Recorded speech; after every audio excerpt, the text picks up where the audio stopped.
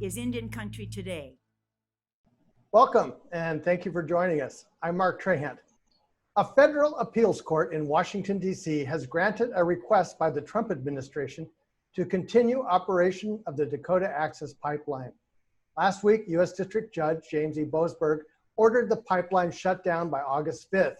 He ruled that the U.S. Army Corps of Engineers had failed to assess the environmental impact of the pipeline before permitting Dakota Access to break ground. The D.C. Circuit Court of Appeals puts that decision on hold while a 3-judge panel considers the case. The Justice Department said the pipeline shutdown would cause irreparable harm to the U.S. oil and gas industry. Earth Justice Attorney Jan Hasselman, who represents Standing Rock Sioux Tribe, said the move is not significant. Hasselman said the administrative stay is typical and is no way indicative of how the court is going to rule. Also on Thursday, the Trump administration said it would take steps to limit the environmental review of projects such as the pipeline. Critics say that would dismantle the National Environmental Policy Act, a legacy of Richard Nixon. The new rules would limit public comment and speed up the approval process for highways, pipelines, and infrastructure. On Wednesday, a petition is being released that calls on the International Olympic Committee to set the record straight about Jim Thorpe.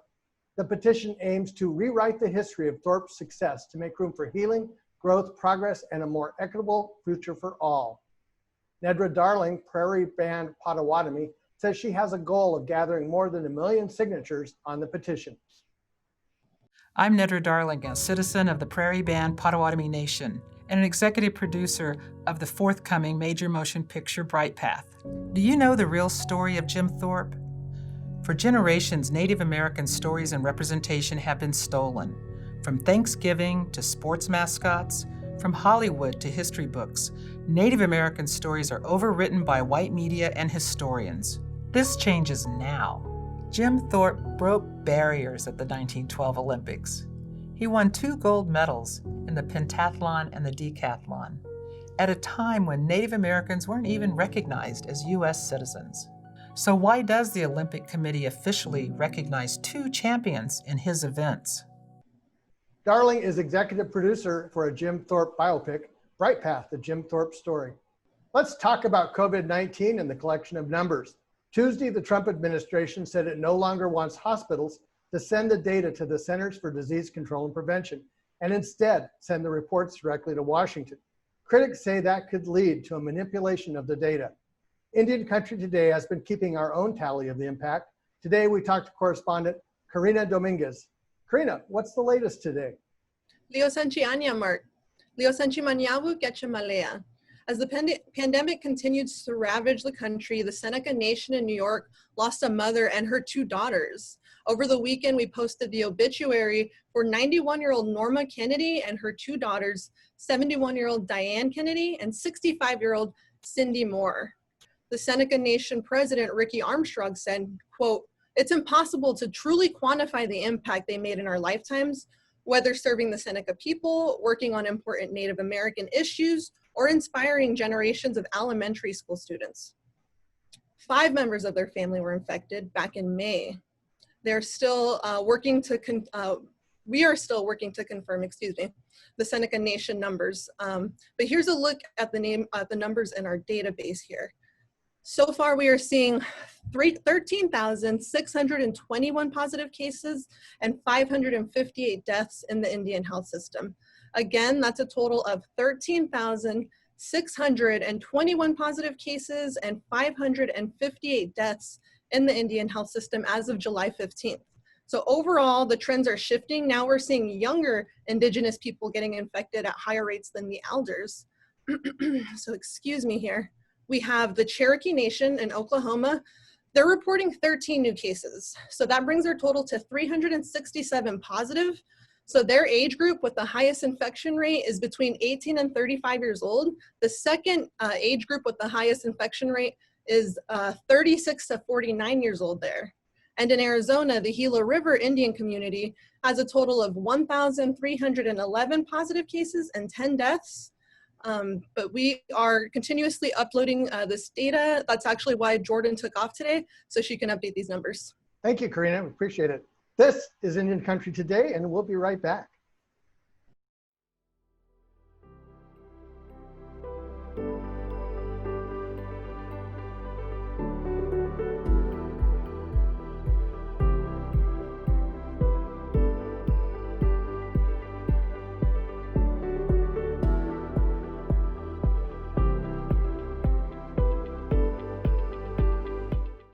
This is Indian Country Today.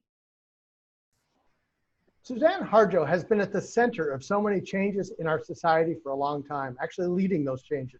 She's been a reporter, a poet, a museum curator, executive director of the National Congress of American Indians, and she's helping reframe ideas about racism and sports for decades. In so many ways, what happened to the Washington NFL team seemed to occur in an instant, but it was not. And it was the work of Suzan Harjo that testifies to that fact. Suzan Harjo is Cheyenne and Hodilji Muskogee, and we have a lot to talk about. Welcome, Suzan Harjo. Thank you, Mark. Let's start with really the big picture. Where do we stand today as a society as we use racist names, statues, monuments, even lesson plans? We're standing on very shaky ground because everything is changing. Everything is changing. And people's attitudes are adjusting. People are demanding change and end to social injustice, racial injustice. You can imagine what the people in the corporate headquarters of FedEx and Nike and PepsiCo and Bank of America and Target and Walmart and everyone else, Amazon.com, thought when they saw people demonstrating in over 700 cities at the same time. And why? Because we all witnessed the same man, George Floyd, got murdered on television. And it was repulsive and riveting and sad and made you want to do something about anything. And I believe that that spirit also hit some of the people who usually only know how to talk money, and that they looked around and said, okay, this has been hanging on for a long time. Aunt Jemima, you're gone. Mrs. Butterworth, you're gone. Uncle Ben, you're gone. Land O'Lakes Butter Maiden, they caught the first wave, and good. They, after all these decades that we've been decrying the stereotype of the Native person, the stereotype of a woman on the butter box and boycotting Land O'Lakes, all these years. And what changed there? Well, I have to think it's that they got a woman CEO. It may not have been her passion, it may not have been her goal, but that's when this occurred, that she stopped it and said, we're going back to celebrating the farmer. Well, good, okay. So this is the kind of thing that has happened that caused all of these marketers of propaganda and merchandise for the Washington football team that propelled them to remove everything from the shelves and from their websites, and propelled Fred Smith, the head of FedEx, to tell Daniel Snyder, we're removing our name unless you change this. Now that's more than a societal change. We had already changed the landscape of American sports by eliminating over 2/3 of these objectionable stereotypes and appropriations. So the end is coming. The end has been near for a long time. It's that that last 1/3 includes all the pro sports, and they're about money solely. But that changed this past week, just slightly. And it looks like people in boardrooms listened to their shareholders who acted in good conscience over the past 10 and 15 years to try to get them to change, and they wouldn't give us the time of day, or give the shareholders the time of day, or those of us who are writing their shareholder resolutions for all that time. And then all of a sudden, change comes. And it'll never go back. That's the wonderful thing about all of these obscenities that are now being changed. No one can ever have that again. It's not going to start up again, that they can turn around and tomorrow say, okay, we were just kidding. We haven't grown a conscience. We really mean to insult you again. They can't. They can't pick up that same name. They can't pick up that same line of insults right out in public in the sports world. And we're going to get rid of all the others. So that's what I think is happening.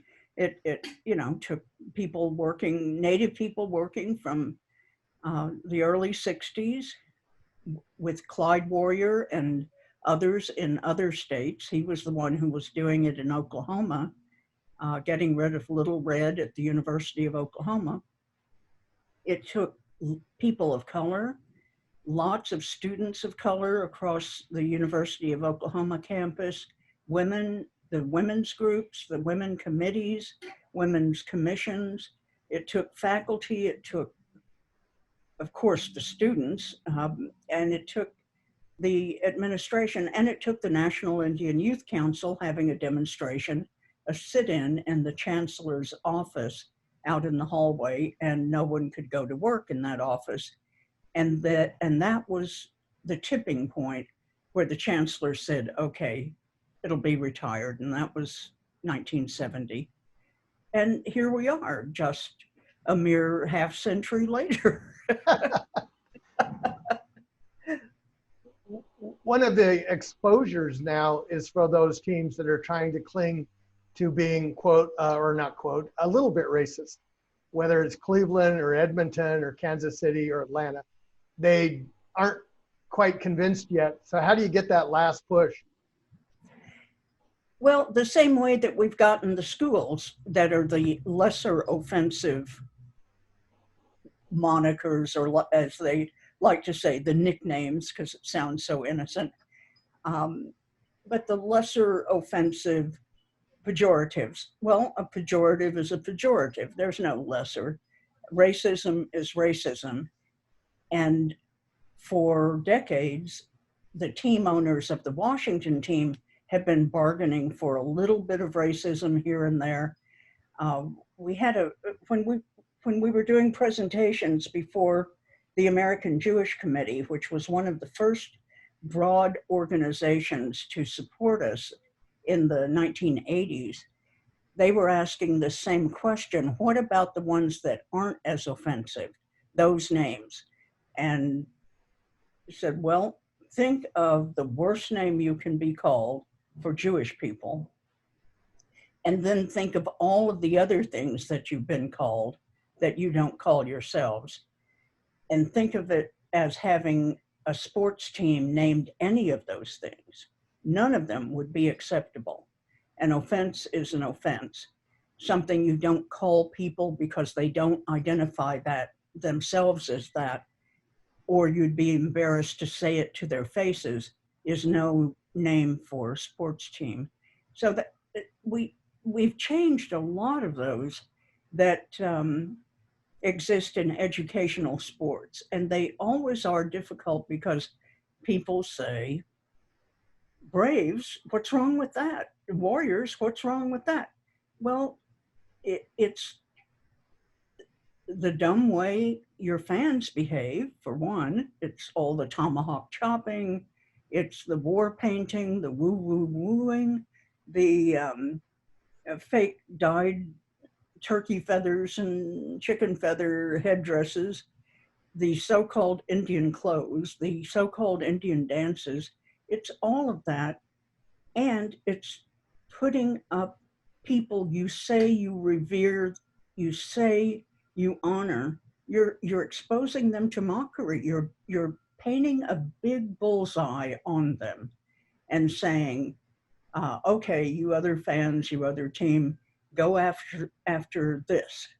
this is our honored mascot. If it's so honored, name your city after that, after the Braves or the Warriors or a Warrior or a Black Hawk or the Black Hawk. Don't name a sports team after it. There's when we changed all of the names, the so-called native references in the 2 school districts of Louisville, Kentucky, this was a broad coalition. We had the benefit of people leading the charge, like a very well-known coaching family, the Unsells, and one of them was the head of coaching there in Louisville. And we had the blessing of Louisville's most beloved athlete, Muhammad Ali. And we were able to talk with people about those lesser offenses. We were able to talk with them about the worst one, which had the same name as the Washington team. But in the end, everyone changed everything about that.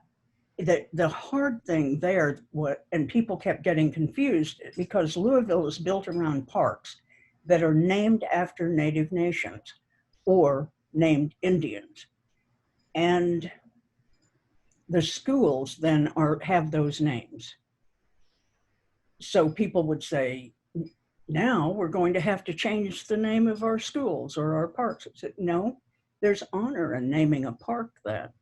There's honor in naming your school, but it would be like having a park that was the African Americans, and then having Dr. Martin Luther King Jr. High School, and then having the N word as the football team, as the basketball team, or having the S word. I even hate to say, but people don't know what that means. It's the word squaw. Having that as the name of the women's teams. These are not honorifics, they're brutal insults. But we were able to work through all of that with everyone in Louisville, Kentucky, even though a lot of people didn't quite understand why. They knew that it was better to do it than to not do it. And the teachers and all of the people connected with the school apparatus of each of the districts had at their core the interest of the health and well-being and emotional well-being of all the students, including Native students, and doing anything they could for people to live and work and study harmoniously. So that's what's missing in pro sports and why we have difficulty there. Wow, with Louisville, that might be a clue, because one of the challenges is to get fans to change their behavior. I think about how many are just going to cling to something that no longer exists. Yes, and at some schools, for example, at Stanford and Dartmouth, for years and years, they would try to revive the Indian at Stanford or the Indians at Dartmouth. And those had been changed in 1972 and 1974 after Little Red at the University of Oklahoma in 1970. And there were people who, Laura Ingraham, for example, who is a commentator and has shows on radio and on the Fox channel, was the editor of something called the Dartmouth Journal, which sounds very official, but had nothing to do with Dartmouth. It was a right-wing kind of thing, and their job, the editor of each of those journals saw as his or her job to bring back the Dartmouth Indians. So they would suit up and do battle with the Native Americans at Dartmouth, the Nads, and try to bring back this. And she even claimed, Laura Ingraham as editor, to have done a survey of all the Indian chiefs, and that all of them agreed with the return of the Dartmouth Indians. So, you know, in some places there are instigators. With the pro teams, they have paid fans, they have paid thugs, they have paid bloggers, they have paid private eyes to go through your garbage if they don't like you and are trying to ruin your reputation, or they're in litigation with you. And they have, there are people who have stalked me and my sister target, number one for a while, Amanda Blackhorse, who filed the identical suit that we litigated for 17 years. I organized the young people because we had a ruling that we plaintiffs, we 7 Native people in the first lawsuit in 1992 had filed it when we had waited too long after turning 18 to file the lawsuit. And even though Mateo Romero, our youngest plaintiff, was in diapers at the time that they went for their first trademark in 1967, they still said that this ran against him. So I organized a whole new lawsuit in 2005, and while waiting for various things to work through the litigation process, and recruited Amanda and all the other plaintiffs and interviewed them and told them what they would be facing, just these terrible things.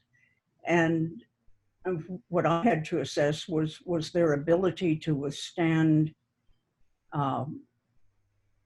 the treatment, their ability to remain impervious to flattery, to bribery, to all the things that are thrown at you when you become part of protracted litigation. And if they could just personally withstand all that scrutiny, it's a hot spotlight. And so Amanda and the others did it so well. Jillian Papan, Courtney Zotai, and Phil Gover, they were just great. And we were very happy about what they had done. And with our group, I couldn't be prouder to have stood with Mateo Romero and Bill Means and Pine Deloria and Ray Apodaca, Norbert Hill, and Manly Begay. What a bunch of stand-up guys. And this is long haul stuff. Between the two lawsuits, the combined litigation in those two suits with the same forum, the same cause of action, the identical lawsuit, except for the ages of the plaintiffs and identity of the plaintiffs, we litigated for 25 years. So when you hear about a long haul, this is it, the long haul. Suzan, Harjo, I want to make sure to talk about, we only have a minute left, but this should be a moment of optimism because there's so much more we can do. We can be creative. We can be engaged in a way that we haven't been because it's been such a negative debate. How do we get that good stuff going? I think we get the good stuff going by engaging with the people who are releasing their grip on the bad stuff and let them know in this time where they must be in quite a lot of pain over whatever they're losing, the ground they feel they're losing or the money or whatever it is, the face, let them know how they can be positive toward our people, what they can do. They can finance a museum, that the American Museum of Natural History that took the Teddy Roosevelt high horse off display and is going to show that in its dishonored understanding and why it doesn't, why it is, why people objected to it. He's on a high horse and glorious white man and walking kind of head lowered on either side is a Native man and a Black man. that's racism and white supremacy in America, and no one should feel good about that. How about financing some statues of Native peoples? How about financing some sculpture of Native people? How about employing some of our artists who can make some of these beautiful tributes that don't have to even be of people? They can be of the spirit of the world, just capturing the zeitgeist of the moment. Thank you, Suzan Harjo. It's always a pleasure. Thank you, Mark. Thanks so much for having me. And I think it's great that Indian Country Today is doing newscasts. Well, that's another edition of Indian Country Today. Thank you. And thank you for joining us. I'm Mark Trahan.